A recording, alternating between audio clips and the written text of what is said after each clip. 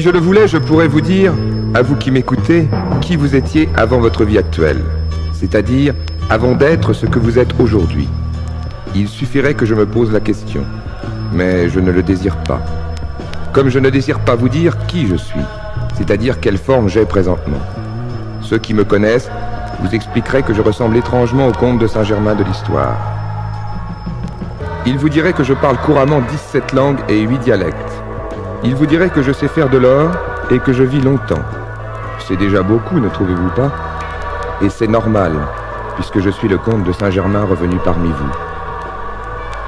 Je peux tout de même vous donner quelques renseignements sur la forme humaine que j'ai prise dans la société policée, réglementée d'aujourd'hui. Oui, j'ai un état civil officiel. Oui, j'ai des parents devant la loi, un homme et une femme que j'aime beaucoup. Ils sont persuadés que je suis leur fils légitime, alors que je les ai mystifiés en usurpant la place de leur fils véritable, en m'incarnant à l'intérieur même de celui-ci. Oui, j'ai une adresse légale, mais je n'y habite pas. J'ai une profession, mais je ne l'exerce pas. Je possède un magasin d'antiquités quelque part à Paris, mais je n'y suis jamais. Je me suis choisi un collaborateur. Il y a 28 années qu'il me connaît et qu'il est à mon service. La première fois qu'il m'a vu, il y a 28 ans, j'étais semblable à ce que je suis maintenant. Je n'ai pas changé, je n'ai pas vieilli. Pourtant, mon état civil légal me donne un âge, 32 ans. J'en ai 17 000, rappelez-vous. Comment je suis revenu parmi vous? J'ai une base en France, elle est à Chartres. Oui, bien plus exactement, elle est située sous la cathédrale de Chartres, à une centaine de mètres en dessous, au centre même du labyrinthe. Je vous expliquerai tout à l'heure ce qu'est le labyrinthe. Il me faut d'abord vous décrire notre base. À la vérité, son entrée ne se trouve pas sous la cathédrale.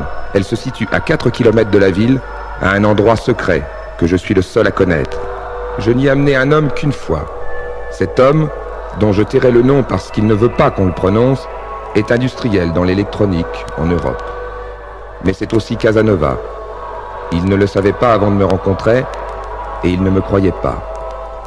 Je voulais le convaincre de sa réalité, alors je l'ai amené à ma base et je lui ai fait parcourir les 4 kilomètres qui séparent la cathédrale de l'entrée. Je lui ai fait vivre un spectacle qu'il n'est pas prêt d'oublier. Sous ses yeux, tout un pan de terre avec ses arbres s'est soulevé par lévitation découvrant le souterrain qui conduit à ma base, sous la cathédrale. Me suivant, je l'ai conduit à la salle où sont rangés mes appareils. Nous sommes entrés ensemble dans l'un de ces appareils. Et il a revécu dans le temps toutes les périodes de sa vie, quand il était riche, très riche, quand il était pauvre, en prison. Je lui ai fait revivre en quelques instants toutes ses aventures amoureuses. Depuis quelques jours, la base de Chartres a été transférée à Lagartha, au Tibet.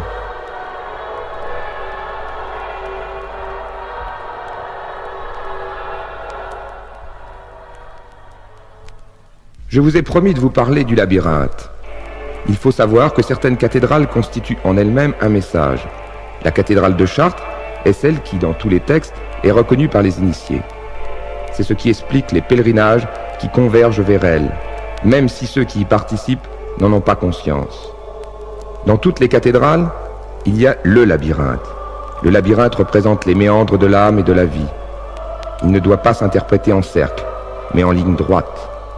Si l'on pouvait le déplier sur une feuille et le présenter par un dessin en ligne droite, il représenterait exactement le graphique d'âme de l'onde vibratoire, anti-gravitation. Évidemment, dans les cathédrales, il n'est pas possible qu'il soit autrement qu'en cercle. Le labyrinthe de Chartres est en plus quelque chose de spirituel.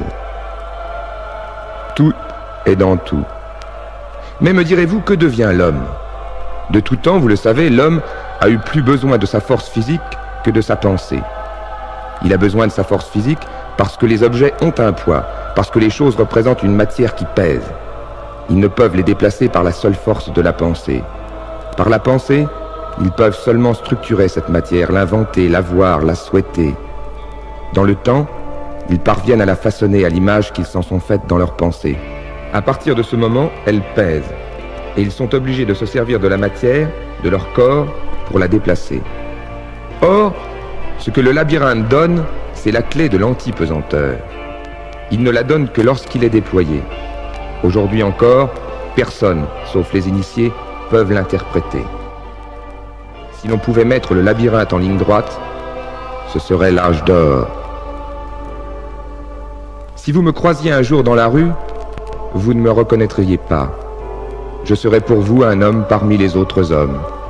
Apparemment, rien ne me différencie de vous. Et pourtant, je suis bien différent. Il en est de même pour certaines personnes que je fréquente. Car il y a dans la foule anonyme une élite mystérieuse, très peu nombreuse, qui revient du passé. Louis XV, Madame de Pompadour et Mademoiselle Ninon de l'Enclos, Casanova aussi. Avant de dire par exemple à Mademoiselle de l'Enclos qui elle était, j'ai fait une projection dans l'astral de cette personne plusieurs mois à l'avance. Je l'avais rencontrée dans un ancien prieuré, devenu aujourd'hui une auberge. C'est après que j'ai eu la certitude morale de son affiliation astrale avec Ninon de l'Enclos, que j'ai pu lui dire cette chose déterminante pour elle, cette chose qui a modifié le cours de son existence actuelle. Vous n'êtes pas celle que vous croyez être, mademoiselle. Vous êtes Ninon de l'Enclos.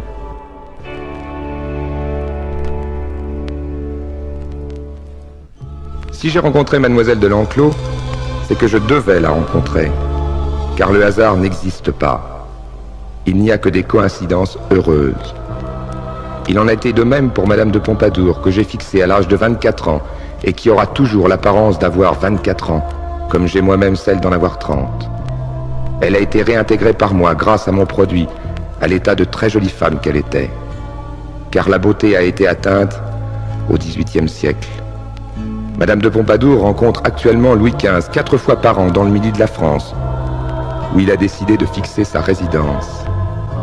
Le roi n'aurait pas pu poursuivre avec nous cette aventure s'il n'avait pu revoir Madame de Pompadour. Nous l'avons rejoint l'été dernier à Eden Rock, où nous avons passé 14 jours ensemble. Ce furent des vacances très 20e siècle. Théâtre, bateau, automobile, night-club. Rien ne nous distinguait des autres, parce que rien ne devait nous distinguer d'eux. Il aime à dîner chez ses amis, et il en a de nombreux sur la Côte d'Azur et dans le Midi. À chacun ses mauvais goûts, comme disait Mademoiselle de l'Enclos. J'aime les femmes. Pourtant, j'ai toujours eu une vie sentimentale extrêmement prudente, parce que je ne pouvais pas, et je ne veux toujours pas, m'aliéner les difficultés qu'un sentiment fait naître. Je ne peux pas tomber dans ces pièges, parce que cela irait à contre-courant de ce que je projette et de ce que je fais. Au XVIIIe siècle, mes contacts avec celles de la cour sont toujours restés cachés. Je les obligeais à garder le secret en usant de cette chose extrêmement féminine, la coquetterie. En leur donnant mon produit, ou en leur faisant croire que je le leur donnais, c'était le plus souvent de l'eau distillée, en leur procurant des fards et des onguents efficaces, je les tenais à ma merci. Je leur disais que si un jour elles parlaient à une de leurs amies de nos rapports intimes, alors l'efficacité des produits que je leur fournissais tomberait immédiatement et qu'elles ne pourraient plus garder leur jeunesse.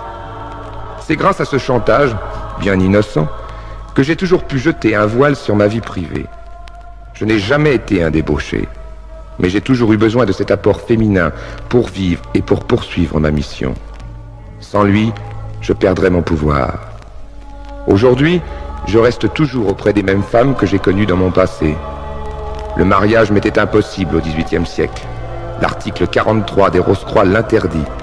Aujourd'hui, comme je ne suis plus Rose-Croix, je ne suis plus astreint à cette règle.